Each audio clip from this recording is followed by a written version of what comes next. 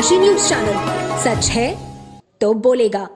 गाजीपुर जिले में रबी सीजन की तैयारियों के बीच किसानों को खाद की किल्लत का सामना करना पड़ रहा है।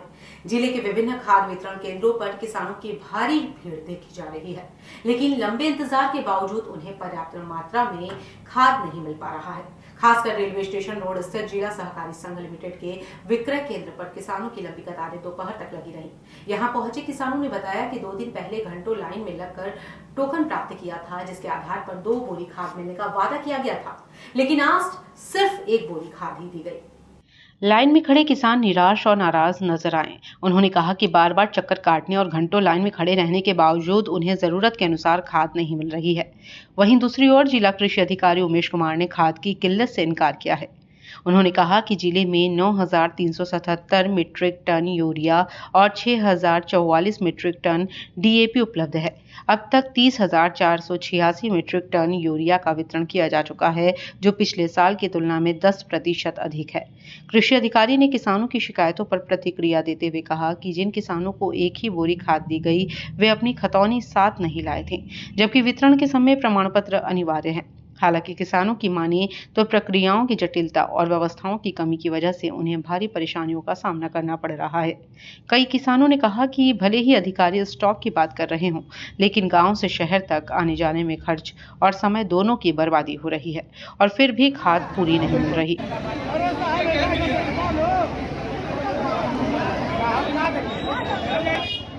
ये लाइन में क्यों लगे?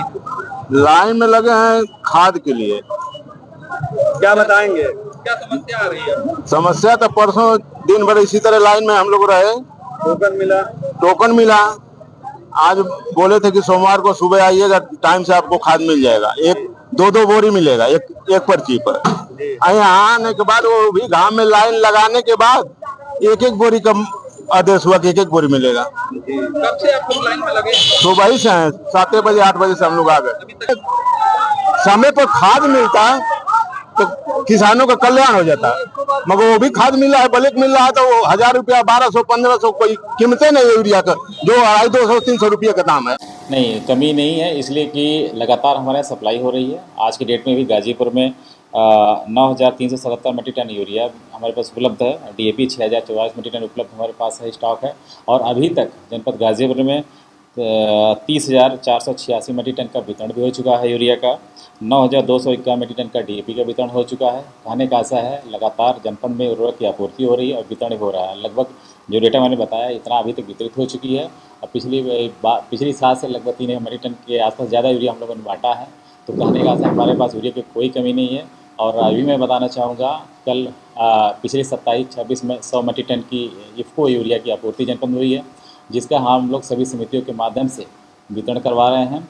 और ये भी आश्वस्त करना चाहूँगा कि कल जनपद में 1,034 मीट्रिक टन की डीएपी प्राप्त हुई है, जिसमें 670 मीट्रिक टन सहकारिता क्षेत्र में और शेष जो मात्रा थी निजी क्षेत्र में थी। और कल जनपद में 1110 मीट्रिक टन की यूरिया निजी क्षेत्र में भी प्राप्त हो रही है। तो हमारे यहाँ लगातार जनपद में उर्वरक की प्राप्ति हो रही है और उसका वितरण लगातार हो रहा है। पूर्वांचल की खबरों से जुड़े रहने के लिए आज ही सब्सक्राइब करें हमारा YouTube चैनल डनकाशी। और हाँ, लेटेस्ट अपडेट्स के लिए बेल आइकन को प्रेस करना ना भूलें।